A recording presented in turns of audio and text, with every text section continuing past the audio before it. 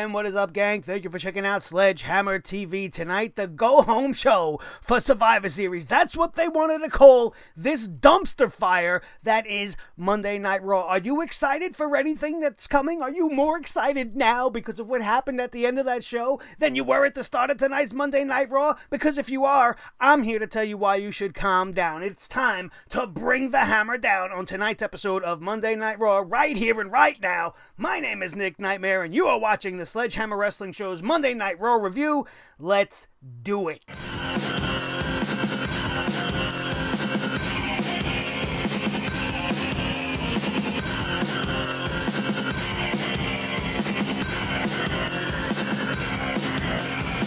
Sledgehammer Wrestling Show.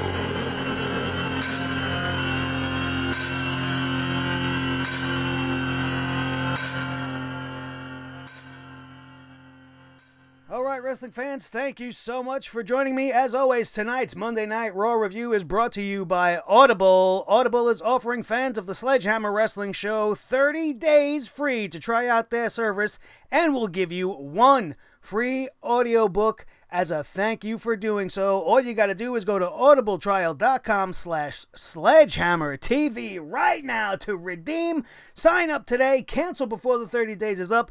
Keep that free audiobook. That's audibletrial.com/sledgehammertv right now. Go check that out. I love me some Audible, just like I love to death Mr. Stan Lee. An absolute tremendous loss in my life, as he probably is for many of you out there, especially if you're in my generation. I shouldn't actually say that. There are tons of fans of the Marvel Universe all over the world that are grieving today along with us. I wish Vince McMahon loved the WWE even half as much as Stan Lee loved Marvel Comics and the characters he created. Anytime you've seen this man in and around the Marvel movies or near a character or a picture or anything, the man was smiling. He was a happy, pleasant man, and I am just so devastated at his loss today. It's very, very hard to talk about, which is why I wrote that nice little thing at the beginning of today's show for you guys to read, because if I talk any more in depth about it, I just might break down and cry like the little bitch baby I can be sometimes. And I wanted to break down and cry during tonight's episode of Monday Night Raw on multiple occasions.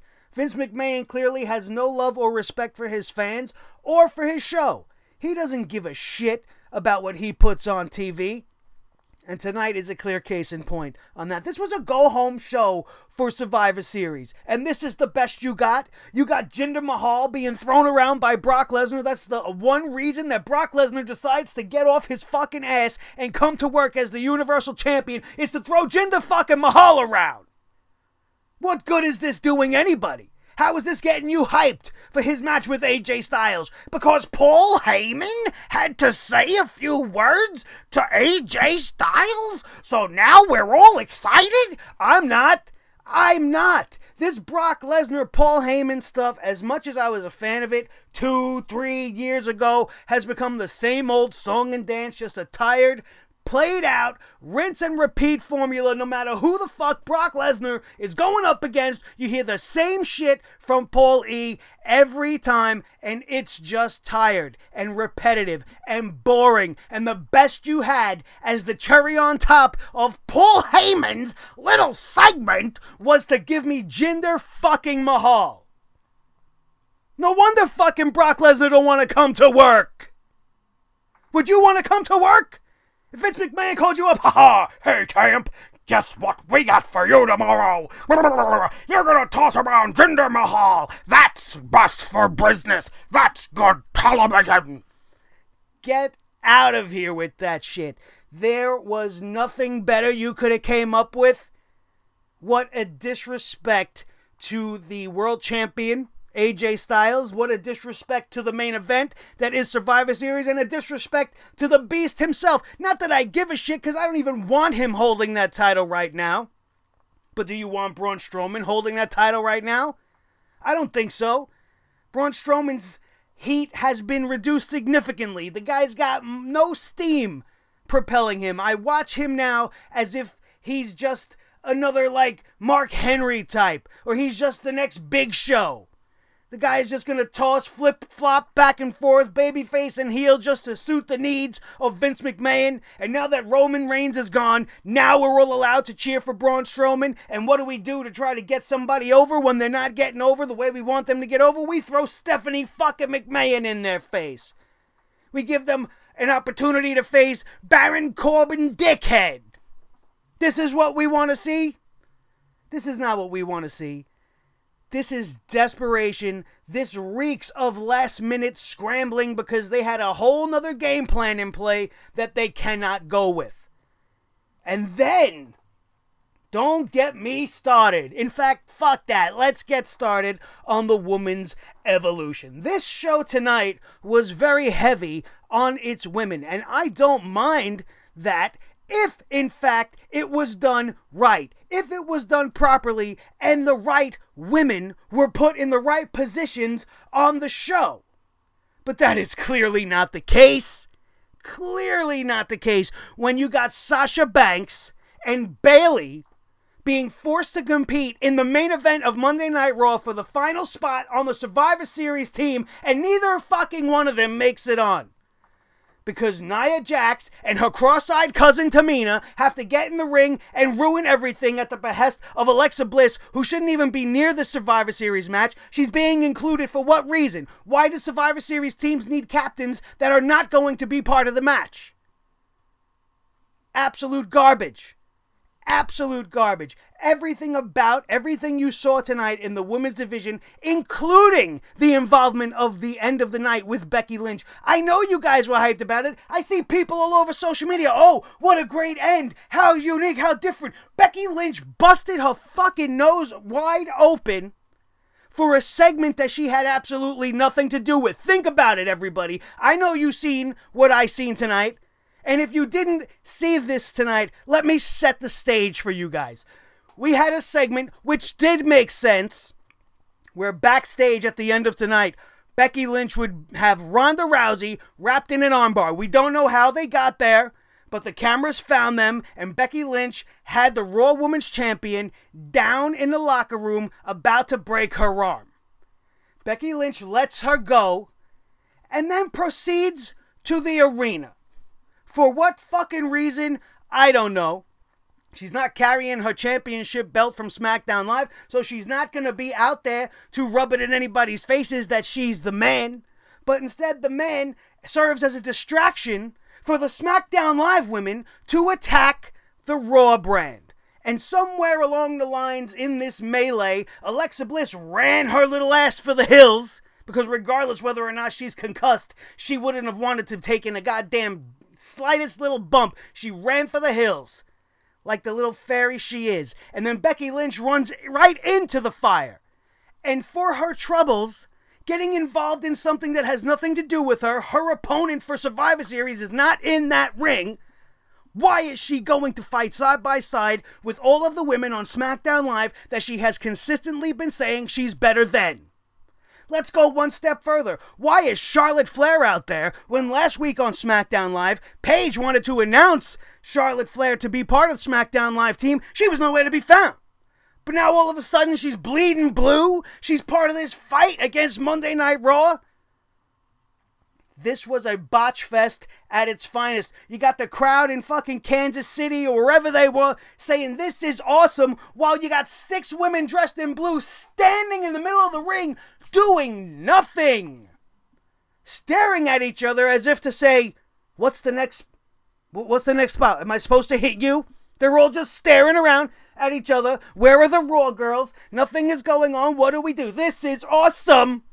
Are you brain dead in Kansas City? Is there something in the fucking water out there? I know what I saw. I saw WWE using its hottest property in the entirety of the woman division to get over a meaningless fucking 10-woman match at Survivor Series that has been poorly assembled and poorly put together, that's got no heat behind it whatsoever. They put it all on the back of Becky Lynch, and now she walks out of this melee bloodied and broken. For what? If she would have got her nose broken by Ronda Rousey, I would have been all for it. I don't give a shit that Ronda Rousey came out at the end of this thing and very, very terribly cleared house, missing a lot of spots, botching all over the place. That's okay. That's how you want to end Monday Night Raw. That's how you're going to generate hype, by showing me how terrible Ronda Rousey is, by having the women end the match in a big old, end the whole entire show rather, in a big old scuffle. Sure, the imagery now looks great. Next week, we're going to have all these pictures of black and white Becky with her broken nose. Broken nose Becky going to fight against the odds, or now she's villain, so she's not trying to get us to fight on her side. I don't know what the fuck Becky Lynch is anymore.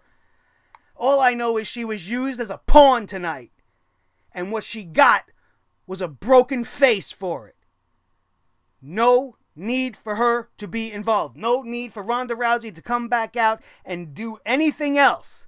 The end of this night between Becky Lynch and Ronda Rousey should have been that armbar in the back, the disarmer in the locker room, and Becky Lynch should have just walked off triumphantly, and that should have been the end of it. Leave us on a cliffhanger. Oh my God, Ronda Rousey, is she going to be able to beat the man on Sunday? Look at what just happened. But now Becky Lynch is all fucked up, and that's okay. That's okay. Why? Because, oh, now she's busted open and shows how tough she is. She wasn't intended to get busted open. That's called an accident. Accidents happen when you're doing things that you shouldn't, or are not paying attention to what you're doing. She was surrounded in a ring full of women with little to no talent, and this is what you get. Are you excited? Are you excited now? Are you hyped for the women's tag team match? We were all already hyped for Becky Lynch versus Ronda. It doesn't matter how bad Ronda Rousey is at delivering promos. We were all already excited for the possibilities of this match. A match we've never seen before. A match between two legit athletes. And it was probably going to be one of the best matches for the women all year. Especially for Ronda Rousey. But now we have to worry about Becky. She gonna come and wrestle with one of them stupid broken nose masks now? Come on, you guys. This shouldn't have happened. It was unnecessary. It was forced. So forced. You got everybody on SmackDown Live. None of these girls can get along while they're on there. But now all of a sudden, 6 days before Survivor Series, we still don't know who's on what team and what's doing what. I thought I caught like 7 women out there for a 5-on-5 match. Which 7 women are we going to see from SmackDown Live? Why is Charlotte Flair out there spearing people? None of this makes sense. If you were okay with the end of that segment, then you are part of the problem. I'm sorry to say it. I don't like to say these things. I don't put my fans down. I don't like to make anybody feel insuperior, if that's the word I'm trying to, or inferior rather, is what I'm trying to say to me. We are all equals. But if you truly think that that was great, and you really thought that that put everybody over the edge for Survivor Series, then there's no helping you. There's something wrong with you. The women's division is a fucking joke. I don't understand it. You got a Survivor Series team now of Nia Jax, Tamina, Natalya, Mickie James, and Ruby Riott. Ruby Riott, I am totally okay with being on a Survivor Series team. They didn't do the whole entire Riott Squad, and that makes it great. But do you not think the Riott Squad is going to be outside the ring for this matchup, overcrowding everything, just like everything was tonight on Monday Night Raw, just overbooked and overcrowded? We're going to get a whole lot more of the same of what we saw on the end of this night. You want to come at me with a team like Sasha, Ember Moon, we'll get to Ember Moon in a second, Bayley, Ruby Riott, and Natalya. That seems more like a fitting Raw Survivor Series team. One that might be able to do formidable damage. You want to talk about formidable teams? That's a formidable team. What is formidable about Natalya, Tamina, Nia, Mickie, and Ruby Riott? Absolutely nothing. And all this says to me is the WWE continues to show their favoritism and their nepotism, which they're famous for at this point, because there is no reason for Nia Jax and Tamina's involvement in this Survivor Series matchup when she's next in line for the Raw Women's title match after the Survivor Series. No need for them to be included. No need for them to be on the show 3 fucking times tonight. No need for Nia Jax to continually keep getting pushed, other than the fact of who she is and what family they come from. Why don't they give a shit about the Usos like they give a shit about Nia Jax? I'll never understand. I will never understand it. What is it about her? The girl flip-flops back and forth from babyface to heel 6 times within a month. She's giving a Big Show a run for his money. She's changing her hair color as many times as she's changing back and forth from babyface to heel, and I can't take it anymore. I was one of the first people during Evolution, during that Battle Royal, when we first saw the glimpse of this Nia Jax and Tamina thing, saying, hey, you know, this might be a thing. This might be cool. This might work out for the two of them. You know, family. It works. But it doesn't work, because neither one of these girls can talk, and neither one of these girls can wrestle worth a damn. So they need somebody as a mouthpiece. They need somebody to carry this thing for them, because on their own, it's terrible. And the fact that they were put in such a prominent position, put over stars like Sasha and Bayley and Ember Moon, losing to Tamina tonight on this episode of Monday Night Raw is one of the clearest examples to illustrate my point that I've been getting to this whole time, which is the woman's revolution is a goddamn lie.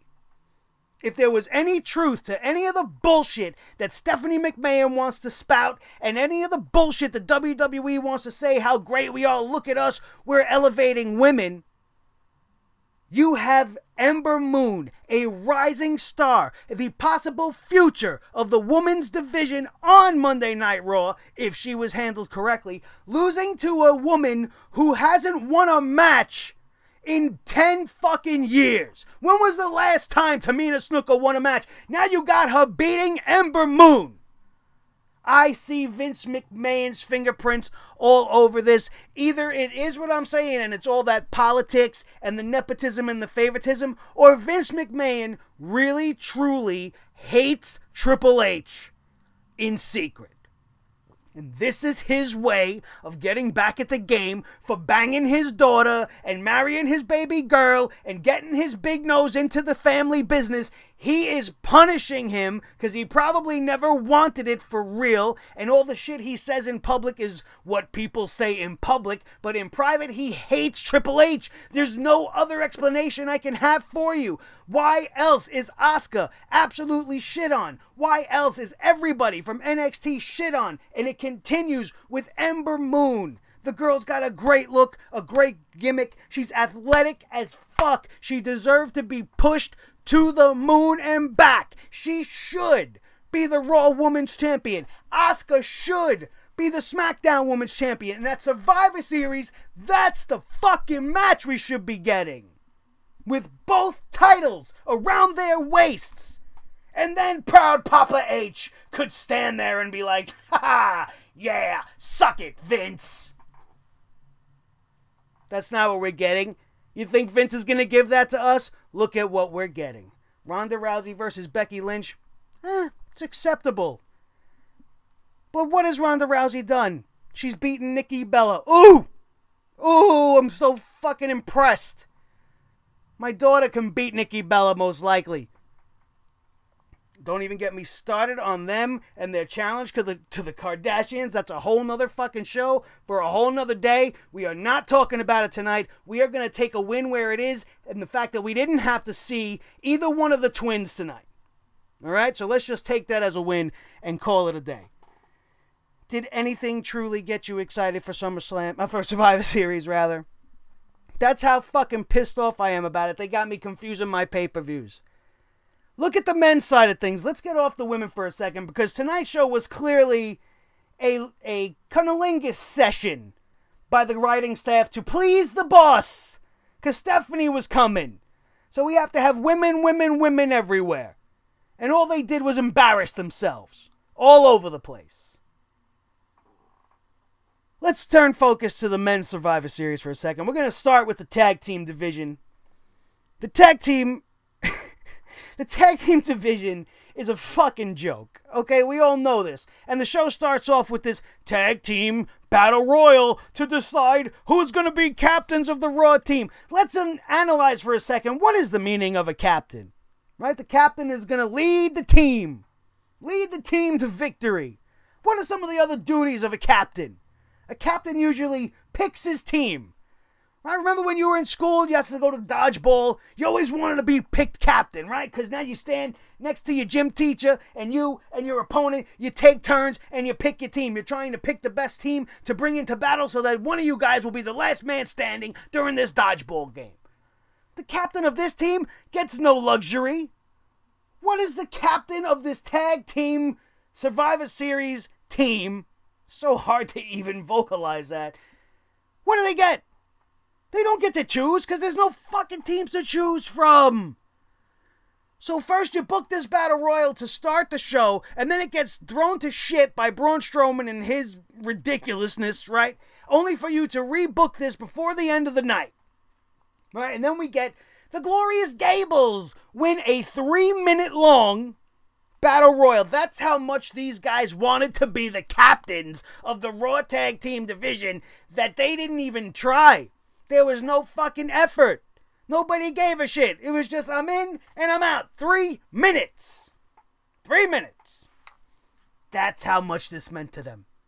Everybody would much rather get to the back and hit catering and hit the showers and get the fuck on out of there. Because they all know they wasted their time. They showed up, they got their paycheck. Let's get in the ring and get the fuck out as fast as possible because this is all bullshit. The Revival, out. And why, in God's name, is Heath Slater and Rhino in this thing? When was the last time we've seen Heath Slater and Rhino? Last time, didn't they split? Wasn't Rhino like getting pissed off with Heath Slater at some point? Or was it vice versa? I don't even fucking remember anymore. That's how long ago it was. Why are they in this? Why are they in this at all? The B Team. The Revival.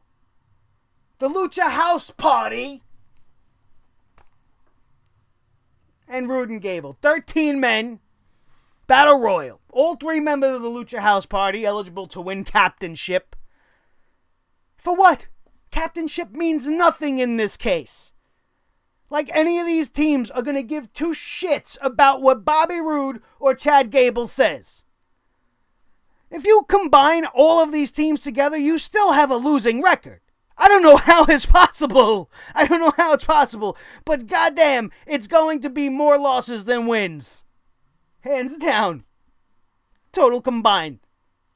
Absolute joke. Just like the formation of the singles for the Raw team. First of all, we're 6 days out. How has this not already been decided? You should have had everything fleshed out weeks ago so that you could build anticipation towards this match. We don't even know at this point, before the end of the show, who the hell is in this matchup on Sunday. That's how well planned this is. But no, I'm the idiot, right? I don't know what I'm talking about. 6 days away from the event, you didn't have this already planned out. You couldn't have told a more interesting story. You're resting on the Raw versus SmackDown dynamic, and you can't even do anything interesting to build towards that. No. The same old bullshit, only this year you did it with the girls instead of the boys, which is what you do every year on the final show leading to Survivor Series. The invasion by the other show, followed by the brawl. Same fucking shit. Every year. Absolutely ridiculous. It's tiresome. Look at this fucking Raw team. Braun Strowman, Dolph Ziggler, and Drew McIntyre. These guys over the last 2 months have been friends, they've been enemies, they've been friends, they've been enemies. Now they're going to all be on the same team. Bobby fucking Lashley, who wins this thing on a fluke, thanks to his little mini-me. And then Finn Balor, who's showing up to show everybody his Thanksgiving smile. Because I can't imagine what other reason they would involve him in this matchup. Out of all the names that I did just read to you, Finn Balor and Braun Strowman are 2 of the people that deserve to be on this match. Drew McIntyre as well, I would definitely put in there.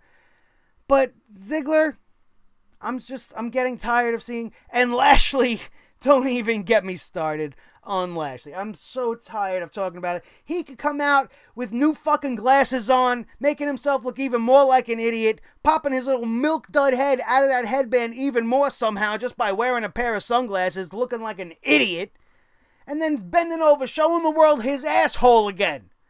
I don't know if this guy's been watching too much Ace Ventura or not, sitting there, asshole mio. Am I supposed to be laughing at this? Because it's not funny, it's disgusting. It's fucking repulsive. Do you guys realize I'm about to do something I don't usually do, and I'm going to give Bobby Lashley a little credit. Do you guys realize this guy is a former heavyweight champion in other promotions? You guys realize he is an NCAA certified athlete. He can actually do things. He is strong and impressive, and was actually on the heels of a very decent bad guy run in TNA Impact Wrestling before that all went to shit. And one of his biggest rivals was Drew McIntyre. And they actually put on a lot of great matchups. But nothing was ever really special about Bobby Lashley. He's just got the dead face with the dead eyes, with the no personality and the lack of skills on the microphone. And it's even worse. It's gotten worse since everything he was then. The WWE takes quality athletes that could be molded into something special and turns them into complete steaming piles of shit. Do we blame Bobby Lashley? Or do we blame the WWE? Who is truly at fault? Could they have made Bobby Lashley special? I don't know. I don't know. Maybe if you dropped a friggin' ice cube down his pants and gave him a little bit of personality somehow. Stick him with a pin before you hit the record button and get him mad. Bing! Hit him with a pin. Boom! Now I'm mad. I don't know. Because he comes off like a rookie when he's on the mic. It was dreadful. Elias, on the other hand, gets shit on. Elias is the guy that should be on this team. He's the most over guy on the roster. You just turned him babyface. And now you're leaving him out of Survivor Series altogether.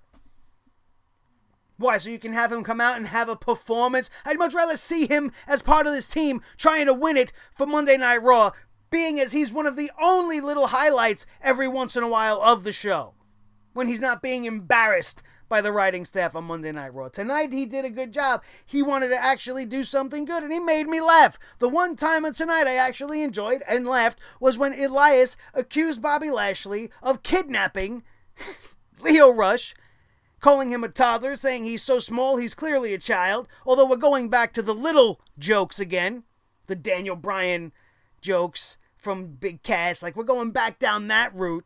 But he changed it up by actually calling child services on Bobby Lashley, because you got this little guy and he's pointing at this guy's ass and his pecs, and it seems inappropriate, and you guys maybe should come down and check this out. And I thought that was amusing. After that, the laughter was over.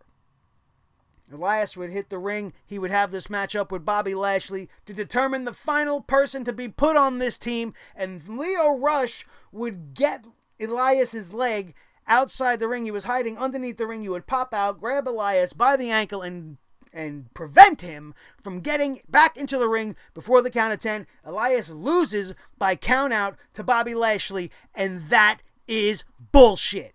And that is typical WWE. Here's the guy the fans want to see. Here's the guy that will get people interested in watching the Survivor Series matchup. But instead, we're going to go with Milk Dud. We're going to take him and his headband and his shiny new glasses and his little midget friend, and we're going to ruin SummerSlam with their ass. And we're going to look at his turkey ass and look at the turkey he's got on his chest and look at the gravy pouring down his back because it's the Thanksgiving tradition, my man. I'm so fucking done with it. I'm done with it. How could they take something like Elias, who they are just starting to get back on the rise with, and then completely deflate him with a moment like this? Oh, it's heel tactics. You want a heel to get over. Who the hell wants Bobby Lashley to get over? What you want is to make concrete new stars for the future. Lashley is yesterday's news. Elias is the future. And once again, as the WWE loves to do, they take what's old and shove it over what's new. Put it above what's new and exciting, and we get the same old shit. Can you tell me I'm wrong? I know you can't. Let's get through this card. Those are most of my thoughts, all of my hot takes, because I'm not any more fucking excited for Survivor Series than you are. And I know that you're not.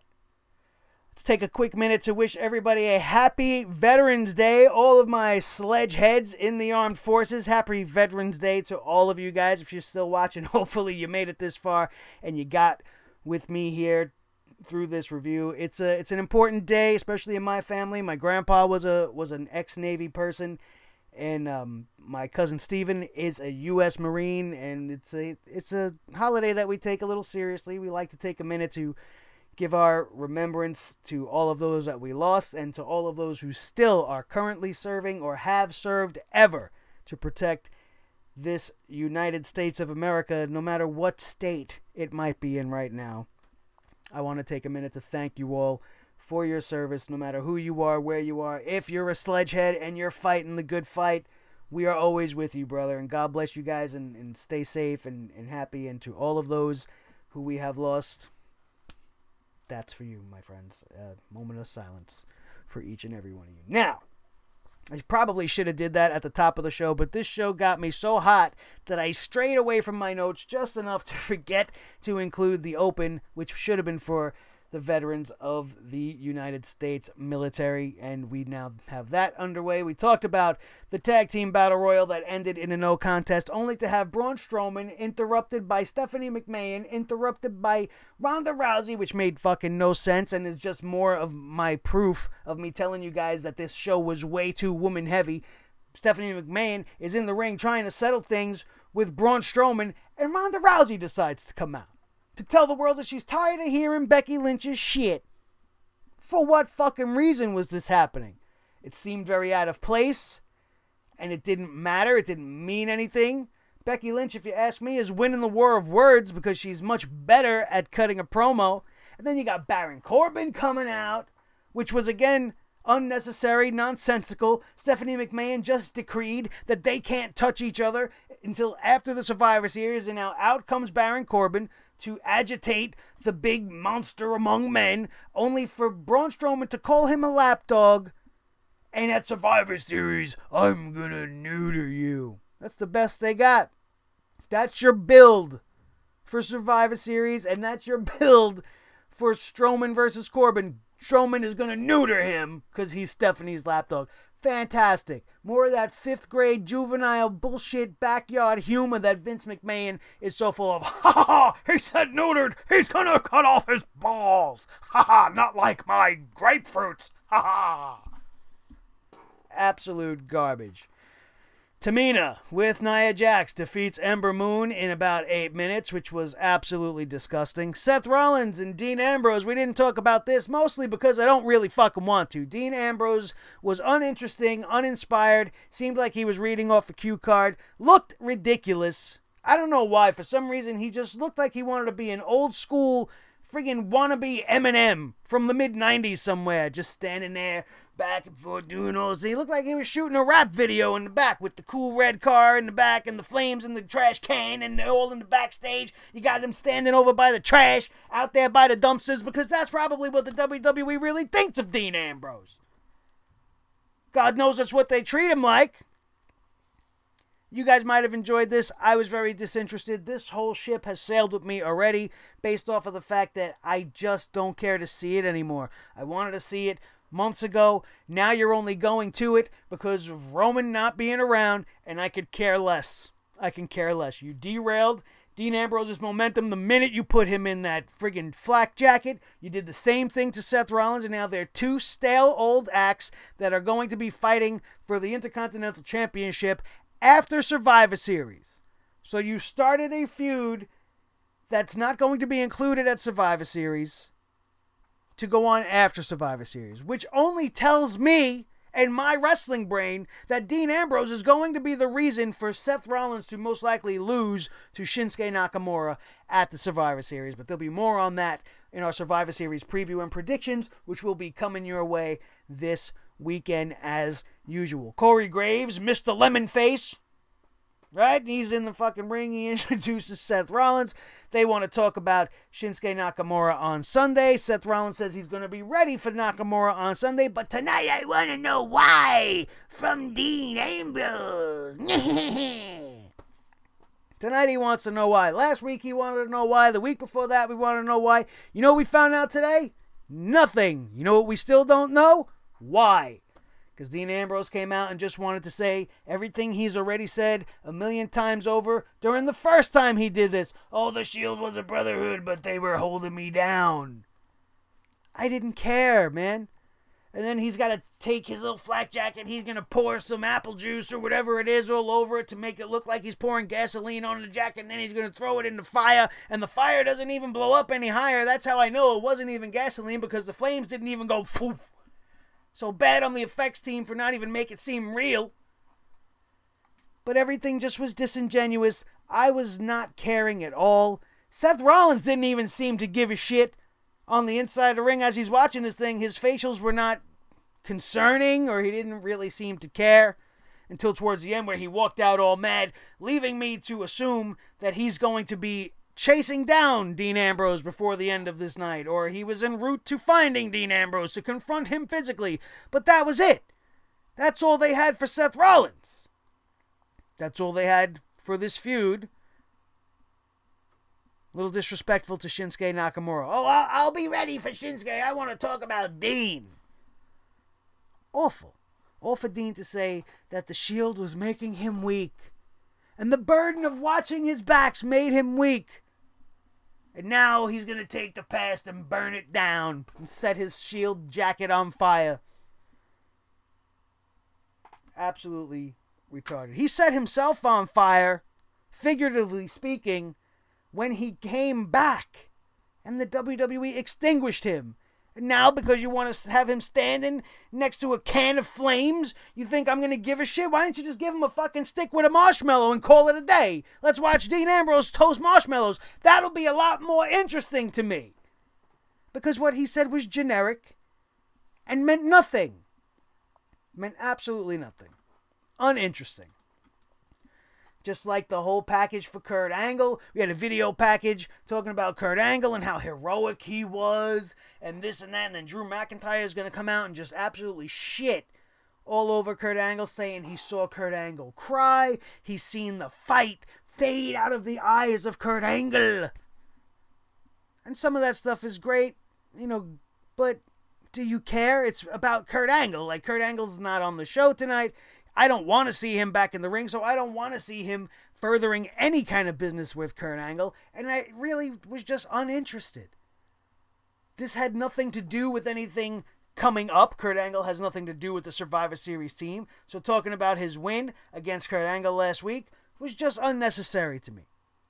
And the way they want to make everything so over-dramatic with the promo packages, they did it for Seth Rollins and Dean Ambrose as well. A good 10-minute long package showing us everything we've seen over the last 3 weeks that we don't really want to see again, but you're forcing us to see it again to give us context in case you get some new viewers. Over-dramatic, overdone, way too much talking. He sat there and talked and talked and talked about absolutely nothing, really, if you think about it, until Finn Balor's music decides to play, because the inmates run the asylum on Raw. There is no structure. The Raw general manager does nothing. Stephanie McMahon does nothing. These shows are not booked. Matches just happen. Ziggler and McIntyre are out there. Finn Balor just says, hey, I'm going to go out there too. I'm going to smile at everybody because I'm happy-go-lucky Finn, and I'm going to hit the ring, and we're going to have a match because we said so. And then you got the people at the desk scrambling, oh, Baron Corbin just approved this match. Why didn't we show Baron Corbin approve this match? Why didn't we just announce this match at the start of the night so that when Drew McIntyre came out and started talking bullshit, we knew when Finn Balor came out what the point was. Instead, we have to have them talking about being bullied and this and that, and Finn Balor being happy about everything Drew's saying, and I could care less about this as well. The only good thing that came out of this whole thing is that Finn Balor ended up going against Dolph Ziggler, and it was a pretty decent match. It was the most entertaining matchup of the night. It went about 13, 14 minutes long, and Finn Balor defeated Dolph Ziggler, which earned him the respect of Stephanie. Oh, so good. So good. You're so good, I want you on my team. All of a sudden, Finn Balor gives a shit what Stephanie McMahon thinks. All of a sudden, everybody wants Mother Hen's affection and love so that they can be put on the Raw team? Give me a break. Finn Balor should have laughed in her face, turned around and walked away. Been like, hey, where's my Universal title shot? But no, instead, he's just happy to be having something to do for Thanksgiving, since he don't really celebrate it where he comes from. Absolute ridiculousness. In the same segment, you got Drew McIntyre showing up all pissed off that Finn Balor beat his boy, and then Stephanie McMahon tells them, no, you can't fight, you guys are teammates, and you guys can rip each other apart after the Survivor Series. Until then, hands off. Those are Stephanie's rules for everybody, apparently. Excuse me.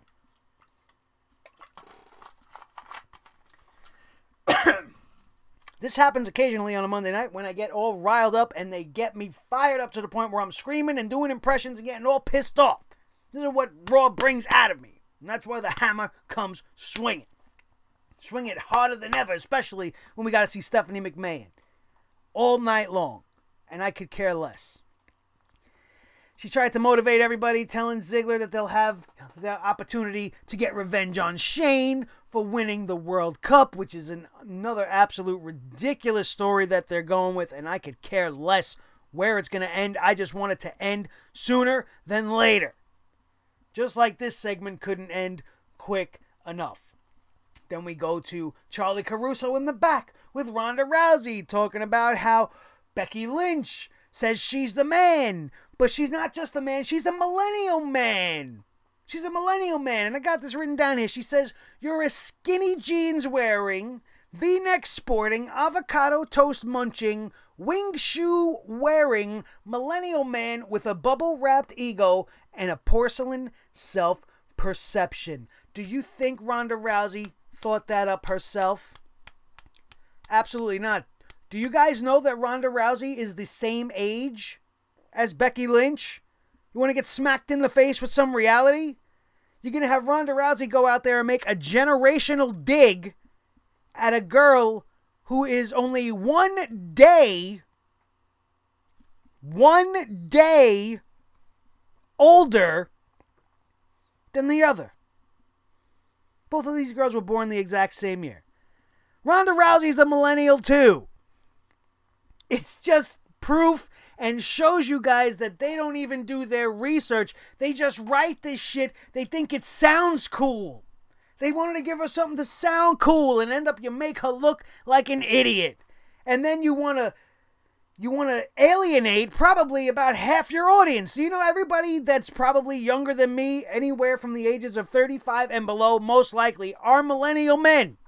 Some of them probably eat avocado. Hey, listen, I eat avocado toast. Avocados are fucking delicious. You want to open one up when it's nice and ripe, spread it on a nice piece of toasted Italian bread? That's fucking delicious. There's nothing wrong with that. Does that make me a millennial man? I certainly don't wear fucking skinny jeans. They won't get around my ass. Absolutely ridiculous. Trying too hard to be cool and creative that you make yourself sound like fucking idiots. And you make me feel like an idiot for watching this crap every week. It gets worse. Don't ask me how, but it gets worse because now you got the Riot Squad coming out, and what do? They're talking. We have to give them the mic, and Ruby Riot's going to sit there for 5-6 minutes telling the world how she feels bad for Natty breaking the glasses and Natalya crying and blah, blah, blah, blah. As we all knew she was going to reveal this was all bullshit. She was more than happy to bust those glasses. She was happy to make Natty cry. And this was a good 6-7 minutes we will not get back from our lives. That was absolutely wasted, telling a story nobody gives a shit about. For Natalya to come out and get her ass whipped and then receive her father's finishing move, the heart attack, from the Riot Squad. For what? For what? To put her on a team? To put her on a team with Ruby Riott later, and now she's not even there to be on the team. So now we have all this dissension between Ruby and Natty on Team Raw. That's going to be the reason for Team Raw to lose. Like what? What is this team? Ridiculous, that's what it is. Absolute garbage. We already talked about the 3-minute Battle Royal to crown the useless captains of the Tag Team Division match at Survivor Series. The Glorious Gables win. The best thing we can hope is that they are the reason that they lose at Survivor Series. Give SmackDown a clean fucking sweep if you ask me. At least in the Survivor Series style matchups. And then Roode and Gable can break up. And Bobby Roode better be the one to turn heel, because if they pull the old switcheroo and try to turn Gable heel, I'm going to literally destroy my brain with this hammer. I just won't be able to handle it, because the writing's on the wall, and if they keep continuing to ignore it, I'm gonna lose it. I'm gonna lose it even more than we usually lose it every single fucking Monday night. This week obviously being no exception. Let's wrap this shit up and get the hell out of here. After the break, they announced that the Survivor Series team will be the whole rest of the tag team division, minus Heath Slater and Rhino, who weren't part of the division for the last 6 months to 8 months. So we all knew that was coming. Again, what was the point of the captainship? 0. Not okay. 0. I guess I should have did that. Talked about Paul Heyman and his promo talking about AJ Styles. Congratulations and blah, blah, blah. I don't even care. I didn't care about a fucking word Paul Heyman said, because in the end, it was the same shit. And then we just had, like we talked about at the beginning, shitty Jinder Mahal comes out. Oh, we almost were in the Survivor Series match against each other last year. Thank God that didn't happen. So what, the WWE had nothing else in the tank? They had to revisit that?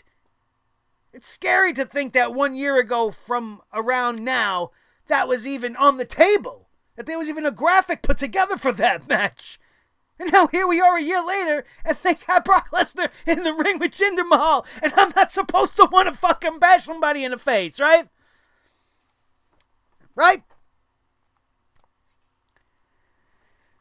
Retarded.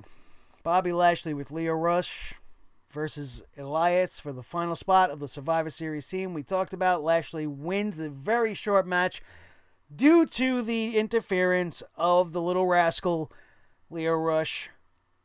And then Alexa Bliss came out and announced the Survivor Series team, which all would end up breaking down into chaos. Absolute chaos. The show opened with chaos, and the show ended with chaos. And in neither case, for the men nor the women, was this necessary. It wasn't. It was garbage. From the fact that you had Sasha versus Bayley, a match that nobody wants to see anymore. We all wanted to see this months ago. We wanted to see it when they had heat with one another. We wanted to see it when they were pissed at one another. Now they're hugging, they're bossing, they're blowing all over the place, and now we're going to see them fighting each other because Alexa Bliss says so? 5 feet of fuck up? Nope. I'm done with it. It was absolutely ridiculous. It is so disrespectful to the entire women's revolution. It is disrespectful to NXT. It is disrespectful to Triple H to see what they have done to Sasha and Bayley and Ember, and that they are not even a part of this Survivor Series this year. Who pissed them off? What did they do? They had to have done something. Otherwise, this is even worse. If they're being treated this way, based off of the fact that WWE Creative truly believes this is the best way to go forward, then this company is even more lost than we could ever imagine. And what do we get for this overbundled, overbooked mess of a finish for tonight's women, making them all look less than what they should be looking like going into Survivor Series? We get a busted open champ, Becky Lynch, now going into this match against Ronda Rousey at less than 100%, most likely. The best case scenario is that it's not broken and maybe it's just a severe cut with some swelling, but from my vantage point, and even Corey Graves said, not that I give him any validity to anything, looks like Becky Lynch's nose was busted open. And once again, we don't do this often, but I gotta give props to Michael Cole for once, because he was saying exactly what I was thinking when Sasha and Bayley would end in a double disqualification thanks to the outside interference from Alexa's goons, Nia and Tamina, which again makes no sense because Alexa and Nia are feuding, so they shouldn't even actually be, whatever. Causes this no disqualification match. Michael Cole at least had the sense of mind to say, well, what was the point of the match then? And I don't even know if he realized just how much he was echoing the sentiment of so many of us in the internet wrestling community. This show was a fucking disaster. Like I said on Twitter, this was a dumpster fire that is beyond the point of extinguishing. There is no saving Monday Night Raw. We could only hope that the Blue brand takes a couple better steps, but now their champs all busted up. So we'll have to wait and see what tomorrow brings from SmackDown Live on the final stop before the Survivor Series this Sunday night. I hope that you guys stay with us all week long for the best coverage in all of YouTube wrestling stuff, and you can help me turn Survivor Series into Survivor Series season and get this channel over that 1K. We are just 16 sledgeheads away from achieving that 1,000 subscriber mark, and it's going to start with an awesome fan like you. We are 51 minutes in. If you are still here and you are not already part of the Sledgehammer Club, you need to hit that subscribe button right now. Help us get over that goal. Hit that subscribe button. Stay notified so you do not miss tomorrow night's SmackDown Live review, this weekend's Survivor Series preview and predictions, and of course be here Sunday night for the premiere episode of the Survivor Series review and results show. I will air my pay-per-view reviews and results live following the pay-per-view. I'm going to record it, and then we are going to post it, and I am going to be sitting here with you live, following the show, watching the show when it premieres, probably, depending on when it goes off the air, sometime around midnight, Sunday night. That's here Eastern Standard Time for all of my friends that live somewhere else. Make sure you are subscribed and notified so that you don't miss a thing. And make sure on this video and every single video you watch, you smash that like button. Use your sledgehammers at home and bash down on it real good. Make sure that I know you enjoyed yourself. Let the world know you enjoyed yourself, and that's the best way to let everybody know that. Also, don't forget to check out Audible. Get that Audible trial. Audibletrial.com/Sledgehammer TV is the place to go to get that free book. Let me know which book you picked, and maybe we could talk about it in the comments section. Hit me up on social media, at Nick Nightmare on Twitter, at Nick_Nightmare on Instagram, Facebook.com, The Sledgehammer Wrestling Show, all one word. You can check us out over there. Keep tabs on us there. But no matter what you do, make sure you share this video with each and every one of your wrestling buddies all over the wrestling world, especially if they know that Raw was a piece of turd and they want to talk about it, because this is the best place to do so. My favorite part of the night is listening and seeing what you guys have to say, so make sure you fill in that comment section loud and proud. Let me know what you thought of tonight's show. What are you looking forward to this week for this weekend Survivor Series? Because I'm not really looking forward to all that much. That's going to do it, everybody. My name is Nick Nightmare. This is my team, Thor the Sledgehammer, the Wrestling God of Thunder, and the official Sledgehammer of the Sledgehammer Wrestling Show.